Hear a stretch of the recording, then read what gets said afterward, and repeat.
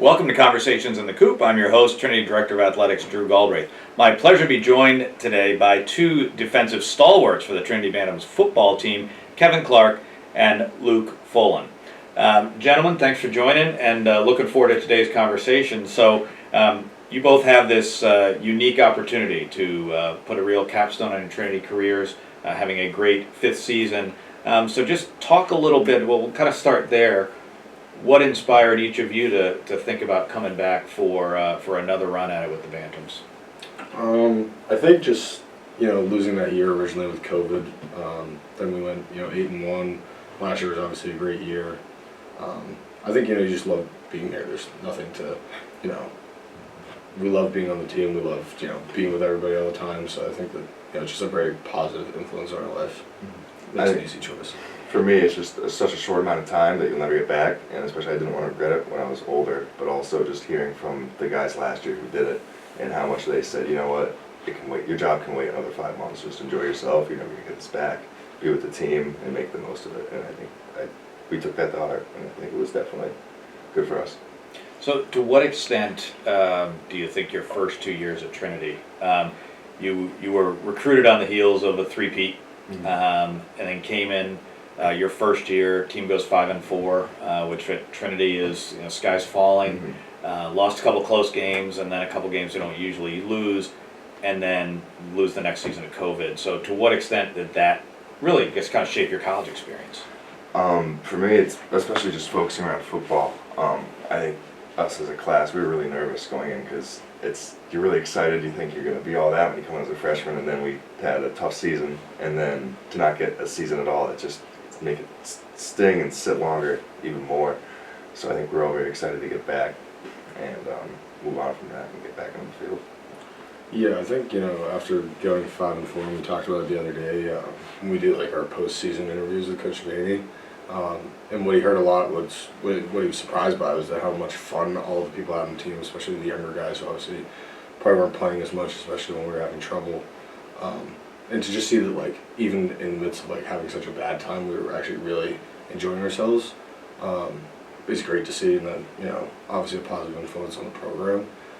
And then just going through missing that second year, and we built up all that stuff to get what we got last year. I think that was a full circle moment for everything that happened when we first showed up. I think part of the concern too was having the year off, coming back where we're going to be the same team. Especially we didn't leave off strong, and we, as freshmen, none of us had really seen the winning side of it. So we didn't know, are we going to be able to win when we come back? Are we as good as we thought we were when we came in? And we also lost a lot of upperclassmen. That whole, when COVID hit, that junior class, they totally they didn't get a senior year. So we had a really young team coming in. And I think there was concern about being able to carry on the culture and the tradition of winning, but safe to say, I think we did a good job with that over the past few years. Yeah, so 8-1 the year in 2021, the year immediately after last year, undefeated championship season. This year 5-1, so 22-2 over the last 3 years. Do you feel like that's a bit of a mission accomplished, that we reset the standard, and obviously more to be done this season? Yeah, I mean, I think that the saying Kevin was talking about, it's we know that the identity of Trinity football obviously is a winning program, but we had to kind of reestablish what we were, because we had so many young guys and not really knowing that first game who you have to play with, because we hadn't played football in 2 years. But I think that was big for us for sure. I think it felt great, but I think there's also a part of us that's still just, I think that 8-1 season, I don't know if we're too proud of it. I think it still stings for me a lot. Yeah, but it feels good still. So a couple weeks ago, the team goes up to Williams, and that was the one loss in 2021. It was a loss. It was a driving rainstorm for 3 hours. And 2 weeks ago, get off the bus in Williamstown. Kind of rainy. Kind of a rainy day in Williamstown. And the game didn't. Williams starts off the game great. 11 play, 75-yard drive to start. Down 7-zip. Offense turns the ball over. Where do you find it in yourself at that moment to say, all right, let's just calm down and play football and win this game? I think just confidence in our teammates and our ability to get the job done. I think we had a good game plan, and we had faith in that. And I think that first drive, we went into the game thinking they're just going to run the ball. 'Cause that's all they do. They love QB lead, getting extra blockers in the box, and that was what we were prepared for. And then all of a sudden they just started throwing quick RPOs to like deep out routes, deep seams or whatever. And then I think it just caught us on our heels, but we were ready to come back and answer to that, which was great. And I think that's what our defense does really well. I think when we're in a hole, we don't really get worried about it, and we just stay to ourselves and stick together and try and ride it out. Yeah, I think as much as we talked about, having that young team when we first came back, like would have been our junior year, the same thing here, we'd had that week where we lost to Middlebury, and now we've played together for so long, we know how to act in, a more professional way. You lose that game, you have to come back and win. We remembered what happened, obviously, in Williams last time, and it was very similar day to what 2 weeks ago was. So getting it put in your goals like that, we're kind of just this isn't going to happen. We just need to figure it out. So then we stopped them on 4th down, then we go down, drive, and then kept scoring touchdowns, and it was this is what we're supposed to be doing. Mm-hmm. Yeah. Well, let's go back to the beginning. So when you both were being recruited out of high school, Kevin, you grew up in Connecticut, in Hebron, and Luke from North Weymouth in Massachusetts. So just talk a little bit, compare, contrast your recruiting experience. Kevin, how did it start for you with Trinity? For me, I think I was at a Stony Brook camp in May before my senior year, and then I think Coach Ratz, the former quarterback coach, he left. He had a child, so last year was his last year, and he approached me and just talked about Trinity. I'd heard of it, but I didn't really know exactly what it was, what their football team was like. And then honestly, it was 9 o'clock on a Monday, and I had school, and I was like, all right, Coach, I gotta get out of here. Thanks. Great talking to you. I'll see you. Thanks for your number. I'll see you later. But and then I just saw him and other Trinity coaches at other camps throughout the summer, and I always knew it was a school. It was always on my radar. It was always an option for me, or something I was interested in. And then once they extended the offer, I felt very comfortable going there. What about you, Luke? Yeah, so I didn't really know too much about NESCAC schools at all, really. So I just remember the first school that really contacted me at all was Wesleyan. The guy who's the defensive line coach was really, calling me and sending me emails and stuff like that. But I didn't really particularly like Wesleyan or some of the kids maybe that were going there. Not to go back on the trash train, but. And then it was probably around the beginning of December, my senior year of high school, and we had just lost the state championship. And then my high school coach is good friends with Coach Vanny over the last, decade or so of 7 different players here. So then I lost the state championship, and I came here on my visit. I remember it was a couple days after I had the flu, and Coach Vanny showed me all the rings, and I was just like, well, right after I just lost, I'd like to do this. I know what I just heard, so I'm pretty locked in on it. But I think we got a good opportunity with just somewhere to go that maybe I wouldn't have, seen right away, and that I got the best of both, football, education, and just life all around in general. That was a large part of me too. I remember my high school team. We had a good senior year, but we didn't have a great team a lot of the early years. And once I saw just how much they won, and I wanted to be a part of that, especially seeing the rings. Just as an 18-year-old, you see a box of a bunch of really nice rings. Yeah. Bunch of shiny stuff. Yeah. Shiny rings. I like that. Yeah. So what's that like coming into that culture when you know that's the expectation? Mm-hmm. The expectation is we went around here, and maybe did you anticipate how hard you had to work to be at that standard, or did it come naturally? I think Coach Devaney does a really good job of setting the standard for freshmen and letting them know, this is how we work hard, this is what we do, and you have to do it every day.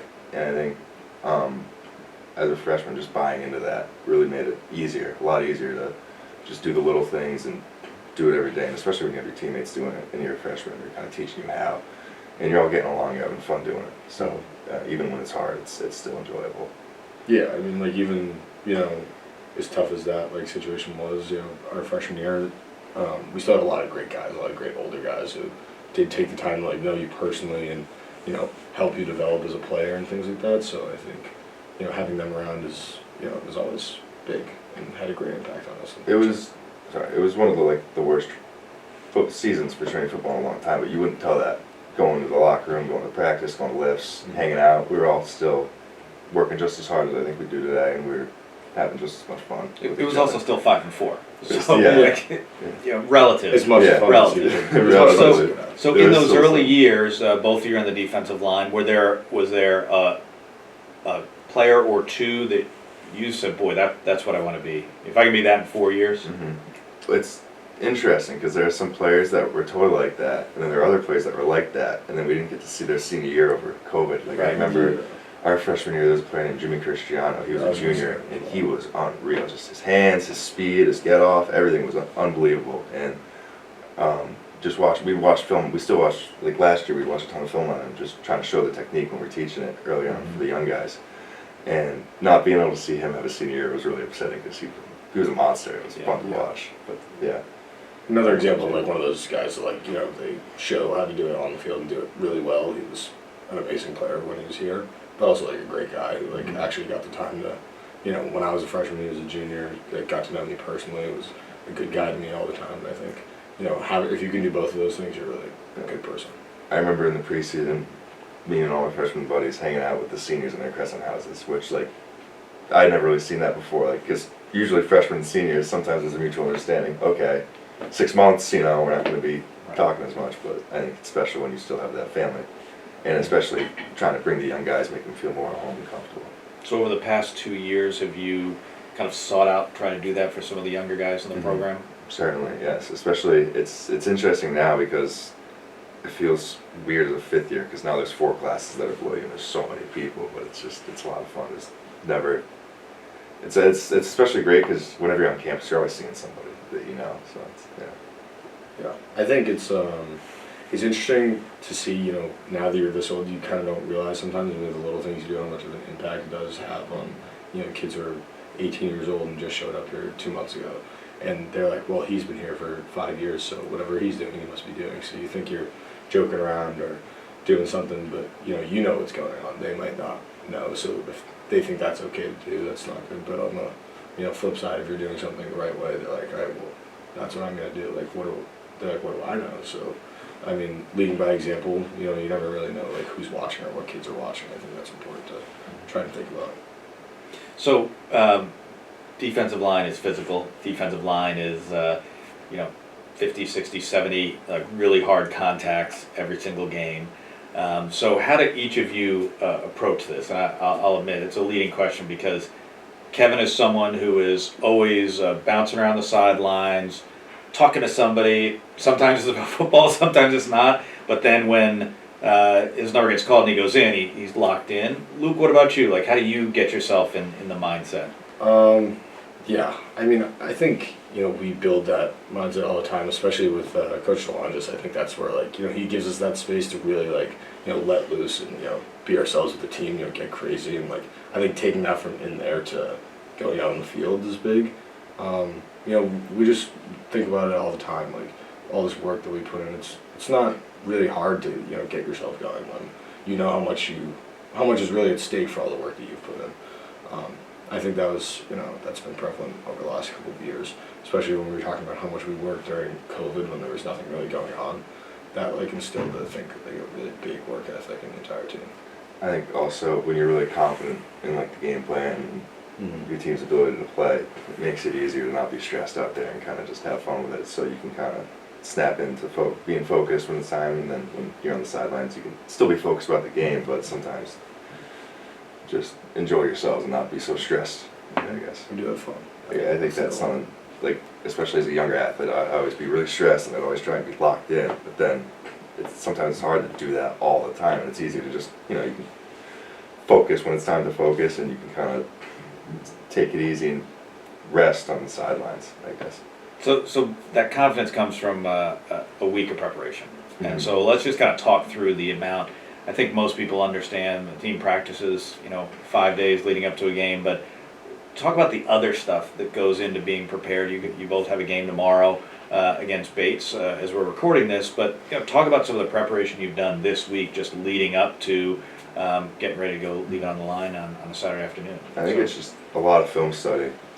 We practice for like 2 hours every day, and we do a few lifts each week to make sure our bodies are ready and we're knowing what we're doing. But I think at the end of the day, it's the stuff you do, just studying the film and the playbook, so that when you're on the field, it's not, they motion and there's a running back, what am I doing? It's, I know exactly what to do, and it's instinct. It's not, I have to think about 2 or 3 things before I can know what I have to do. Yeah. You know, I think that just being like punctual, like we all are pretty aware of what is like expected of us. You know, like Kevin said, when we're watching, you know, we do all this film study for a reason. Like we get a great understanding of the game plan, and you know, it's easy to go out there and be confident and prepared if you're prepared. You know, at the end of the day, like that's why we're able to have fun with it. Yeah, I mean, every day just like, you know, working, being on time to practice, doing, you know, with all this outside distractions that we can have, like especially when it's like midterms and school's starting to get hard. I think just using the 2 hours that we have like allotted for football practice is like, you know, being there and being present is, you know, very valuable. And so as you think about the remainder of the season, your last home game, and then your last couple times putting on the Trinity jersey, what's the part of it that you'll miss most? Yeah, I guess it's like it's hard to just put, you know, one finger on it. I guess. I don't know. I guess I've always thought like the thing to miss the most is just being around everybody right after like we win. I think right after the game, everyone comes out of the locker room and everybody's family's there, and you know, all your friends and things like that you get to see after the game, especially when you're in a great mood after we win at home. You know, I think those are things you look back on, like really special times that you step back and look at, you're like, all these people here to support you and us and everything, and all the parents that go on the road, and just all the time that's really put into it by the people around us and how much other people care is, you know, something I'll miss for sure.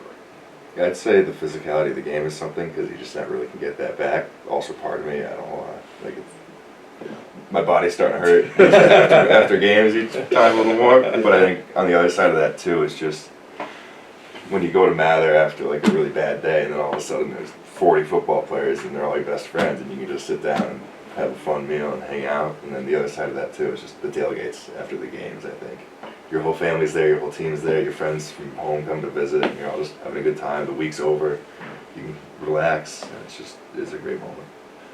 So as you think about life after Trinity, right? We've been in this kind of cocoon now for the last 5 years. Kevin, I know you've got something lined up for afterwards. Luke, I know you're still kind of figuring out what that is. Less about what it is and more about how do you kind of take some of this and apply it to. I'm assuming neither of you are going to be in a job where your first boss says, "I need you to lift 2 times a week. I need you to, you know, you've got to come study film. You've got to come to practice, you know, physical practice." But what are some of those things you think you'll take from your experience here with Trinity football and at Trinity College, and then apply it into real life? I think the biggest thing football and Trinity's given me is the people skills, and then just I feel very grounded when I'm working hard.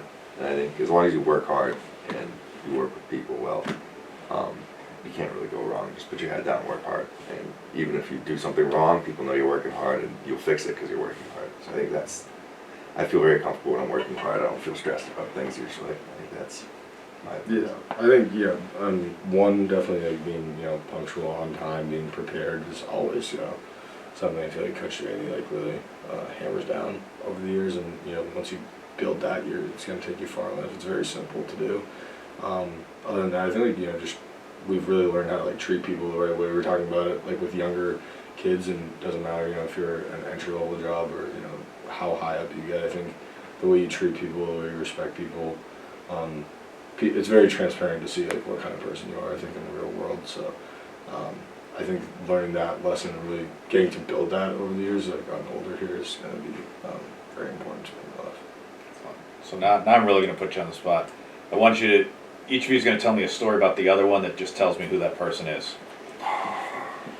I don't want to get too emotional. Go ahead. But I remember 2 years ago, you're such a goofy guy, and I remember 2 years ago we were in preseason and we were talking about what Trinity football meant to us and what football means to us, and he told the most beautiful story about when he was a kid, his mom passing, and how he used football to cope with that and how that helped him, and I cried.